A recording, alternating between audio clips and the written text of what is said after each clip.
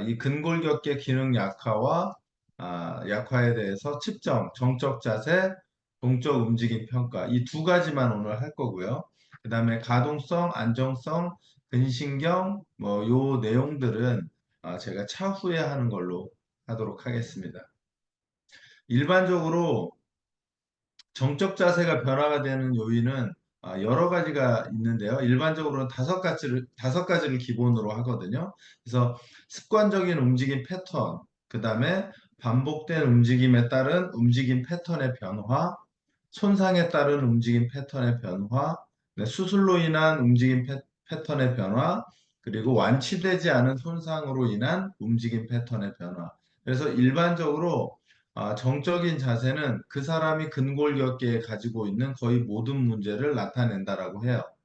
그래서 정적인 자세를 기본적으로 직접 운동 교정을 하는 것은 조금 정교하지 않을 수 있다라고 생각하시면 돼요. 왜냐하면 너무 다양한 것들이 그 정적인 자세에 들어가 있기 때문이죠. 그래서 인체를 보면 일반적으로 단축되기 쉬운 근육과 늘어나기 쉬운 근육이 있어요. 그래서 단축되기 쉬운 근육은 장단지근, 가자미근, 모음근 예를 들면 그렇게 있고요. 그 다음에 신장되기 쉬운 근육은 앞정강근, 뒷정강근, 앞쪽 넓은 근 이렇게 돼 있어요. 그래서 얘가 주동근과 기랑근으로 봤을 때 주동근이 단축되면 기랑근은 이완돼요. 반대로 주동근이 이완되면 기랑근은 단축돼요. 이게 기본적인 메커니즘이거든요. 그래서 그것에 의해서 우리가 해야 하는 행위들은 달라진다. 이렇게 생각하시면 될 것 같아요. 마찬가지로 늘어나기 쉬운 근육과 짧아지기 쉬운 근육들이에요. 어, 정면의 자세 평가는 아까 제가 말씀드렸듯이 측정이기 때문에 모든 사람이 동일한 조건이어야 하거든요. 그래서 정면에서는 양발이 어깨 넓이 상태에서 윗옷을 바지에다 넣어야 해요. 그래야 골반의 라인을 볼 수 있거든요. 그래서 평가는 무릎의 높이 평가, 골반의 높이 평가, 가슴의 높이 평가, 그 다음에 어깨, 귓볼의 높이 평가를 좌우를 해요. 그래서 정면에서는 인체의 좌우 균형을 확인해요. 예. 그래서 이거 높이 평가로 하고요. 그 다음에 이제 좌우 평가는 무릎의 좌우, 골반, 가슴, 어깨, 눈. 그래서 그 위치에 따라서 이 사람이 틀어진 것을 확인하게 되죠. 자, 그 다음에는 이제 측면 자세인데요. 측면 자세에는 높이의 평가에서는 전상작 골극의 높이, 앞뒤 평가에서는 무릎의 중간, 대전자, 몸통의 중간, 어깨의 중간, 귓볼 이렇게 해요. 그런데 여기서 가장 중요하게 보는 건 여러분들이 알고 있는 얀다의 크로스 신드롬에서 어퍼 크로스 신드롬, 로어 크로스 신드롬 이 두 가지가 있느냐 없느냐를 봐요. 왜냐하면 측면에서 가장 보기 쉬운 것들이 상부에서는 라운드 숄더와 그다음에 포워드 헤드, 하부에서는 펠빅의 틸트를 보거든요. 그 틸트가 얀다의 크루스 신드롬에 나오는 그 현상을 확인하는 거예요. 그래서 정적 자세에서는 정면과 측면이 존재하는데요. 정면보다는 지금 보는 측면의 평가가 훨씬 더 중요해요. 우리의 입장으로는. 왜냐하면 일반적으로 근골격계 질환의 70%는 측면의 정렬로 확인할 수 있다고 하거든요. 그래서 측면이 매우 중요하다고 이렇게 별표가 쳐 있죠. 그래서 지금 이렇게 보시면 어, 그 어퍼크로스 신드롬과 로우 크로스 신드롬이 있는지 없는지를 여기에서 확인하시면 돼요. 지금 여기 앞뒤 평가, 높이 평가가 있는데요. 요거는 제 생각에는 지금 하지 않으셔도 될 것 같아요. 아까 말씀드린 대로 측면의 검사는 굉장히 많은 근골격계의 정보를 담고 있기 때문에 그것을 하나하나 다 확인하기에는 여러분이 하기에는 되게 버거워요. 물론 저 역시도 하기 버거워서 얘는 잘 하지 않아요. 그래서 그렇게 보시면 되고요. 그래서 일반적으로 만약에 거북목이 있다 그러면 그 거북목은 귓볼로부터 이 귓볼이 이 어, 미들 델토이드죠. 미들 델토이드 또는 AC 조인트가 지나가는 것을 기점으로 해서 귓볼까지인데요. 귓볼이 이렇게 뭐 예를 들어서 15도 정도 앞으로 진행됐다. 그러면 대략 한 7kg 정도의 하중을 상부에서 받고 있다고 평가해요. 그다음에 25도 정도 포워드 헤드가 돼 있으면 대략 40파운드니까 18kg 정도가 머리 위에 올려져 있는 상태죠. 그렇기 때문에 우리가 좋지 못한 자세에서 통증을 유발한다고 그렇게 되어 있죠. 그 다음에 이제 펠빅에서는 정상적인 펠빅은 여기 보이시는 것처럼 ASIS와 PSIS를 측면으로 이렇게 이었을 때 보통 10도 정도가 전방으로 틸트되어 있다고 해요. 앞으로 이렇게. 그게 정상적인 골반인데요. 그게 더 많이 앞으로 쏟아져 있으면 로도시스가 커져요. 그러면 허리가 쑥 들어가 있고 배는 앞으로 나와 있는 상황이 되죠. 이런 모양이 돼요. 음,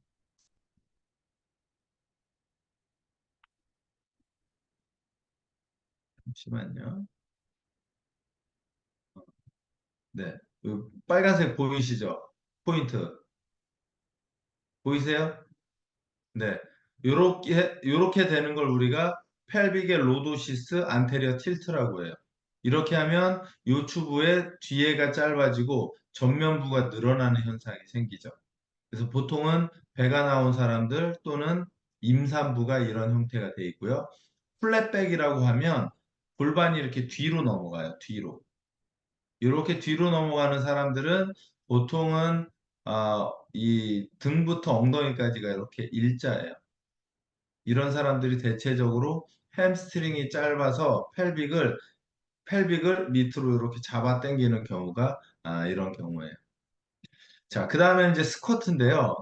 딥 스쿼트 동작에서는 이제 좌우 밸런스를 보거든요. 내려가면서 이 사람의 발목, 무릎, 고관절, 어깨 몸통이 틀어지는지 안 틀어지는지를 봐요. 여기서 핵심적인 요소는 꼬리뼈라고 하는 꼬리뼈 또는 골반에 회전 부정렬이 있나를 확인하거든요. 근데 저희는 오늘 주제에서는 다루지 않을 거고요. 왜냐하면 얘가 생각보다 복잡해서 얘를 다루면 너무 어려워지기 시작하거든요. 그래서 얘는 좌우의 정렬이 좋다 나쁘다, 밸런스가 좋다 나쁘다 정도에서 정리를 하시면 좋을 것 같아요. 자, 그 다음에 이제 오늘 아마 제가 이 스쿼트를 하게 될 텐데요. 얘가 제일 중요하거든요. 그래서 딥 스쿼트는 스쿼트의 동작을 확인하고 일반적으로 가동성의 문제 또는 무브먼트의 패턴을 확인하는 데 사용돼요. 그래서 딥 스쿼트는 목, 고관절, 어깨 가동성을 확인합니다. 발목, 고관절, 어깨.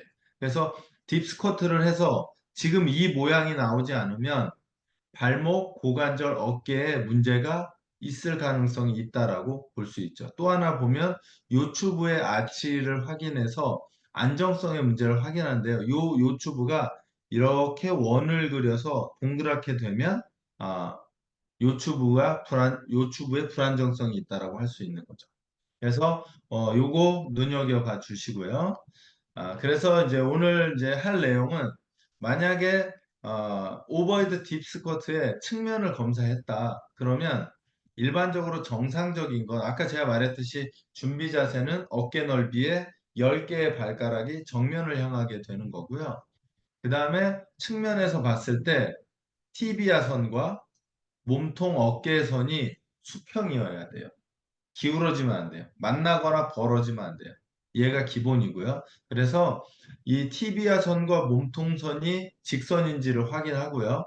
두 번째는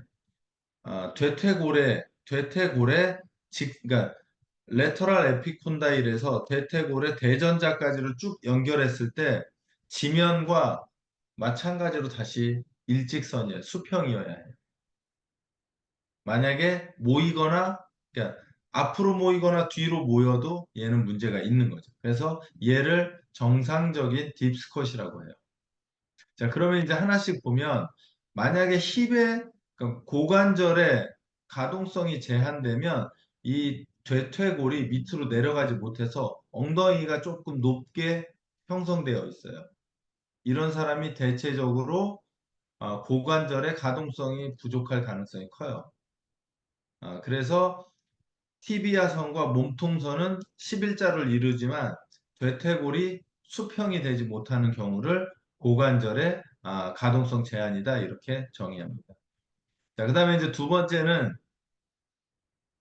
티비아선과 이 몸통과 어깨선이 서로 이렇게 가깝게 만나지는 거예요.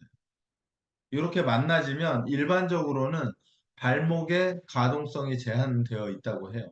그러니까 발목이 딱딱한 경우 이런 현상이 나타나거든요. 그래서 보통 스쿼트를 하면 몸이 전체적으로 앞돌림 현상이 생겨요. 그래서 이런 경우를 발목의 가동성이 제한된 스쿼트다라고 하고요. 그 다음에 티비아 선과 몸통선은 11자를 잘 이루었는데 어깨가 측면에서 봤을 때 이렇게 떨어져 있어요. 그러면 이런 경우에는 어깨의 가동성이 제한된 모습이다라고 할 수 있습니다. 자, 그 다음에는 어, 앵클과 앵클과 그 코어에 근력이 약할 경우 지금 보이시는 것처럼 티비아선과 몸통 어깨선이 벌어져 있어요. 조금 전에 발목일 땐 모아져 있었죠?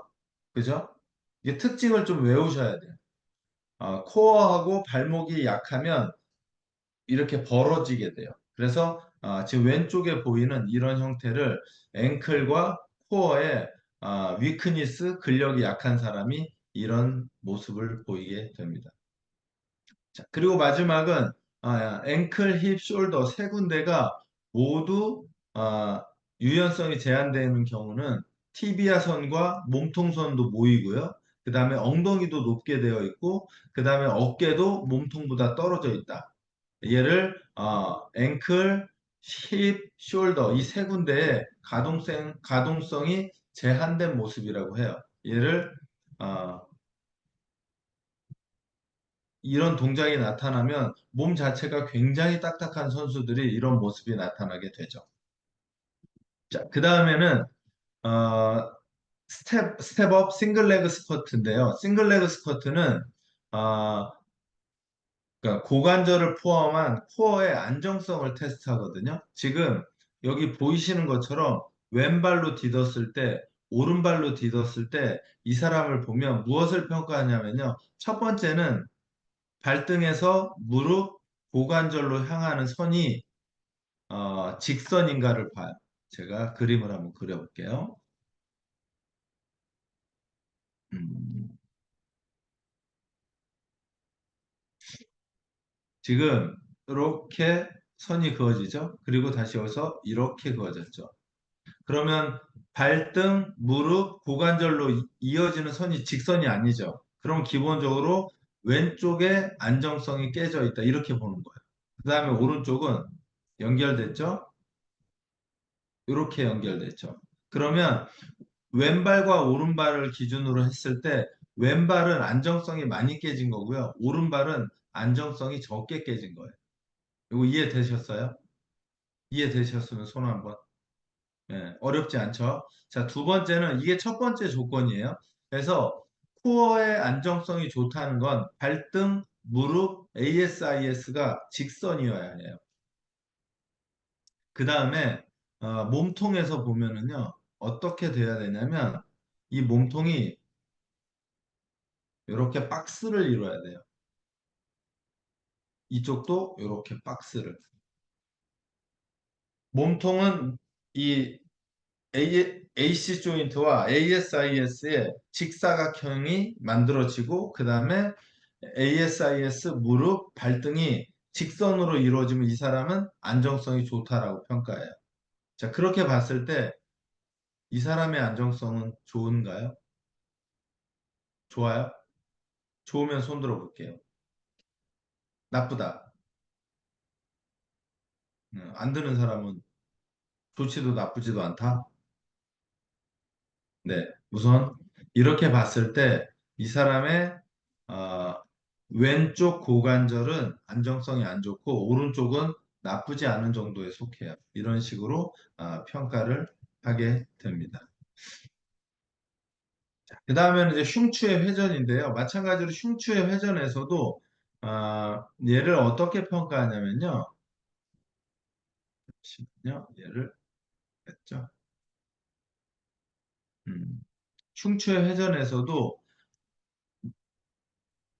팔꿈치에서 어깨선, 어깨에서 몸통선, 몸통에서 다시 이 팔꿈치의 선, 이 세 개의 선이 직선인 상태에서 총 길이가, 총 각이 이렇게 45도를 이루면 정상적인 움직임이라고 해요.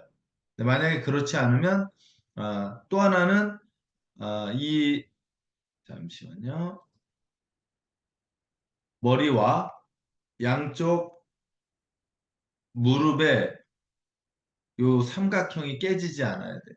유지가 돼서 회전을 할 때 우리는 정상적으로 이 사람이 흉추를 회전했다 이렇게 이야기하거든요. 그렇게 봤을 때 이 동작이 정상적인 모습이라고 보시면 될 것 같아요.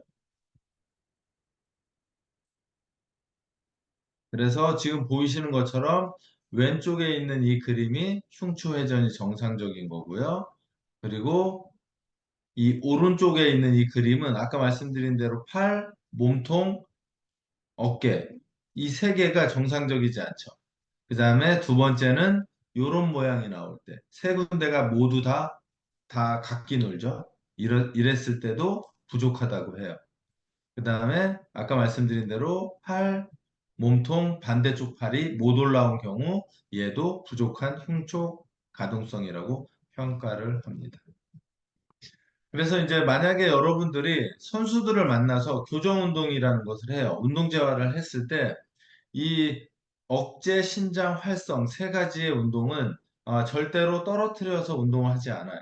그래서 억제는 여러분이 알고 있는 것처럼 폼롤러, 그 다음에 뭐 손이 될 수도 있고 팔꿈치가 될 수도 있고 문지르는 행위들의 거의 모든 것들이에요. 마사지를 포함한. 그것을 억제라고 하고요. 그 다음은 신장은 그 억제한 부분을 늘어뜨려서 스트레칭을 하는 동작이죠. 일반적으로는 정적 스트레칭이 있고 신경근 스트레칭 두 가지가 일반적이죠. 그 다음에 이제 세 번째는 약화된 근육의 활성화 운동을 하는데요.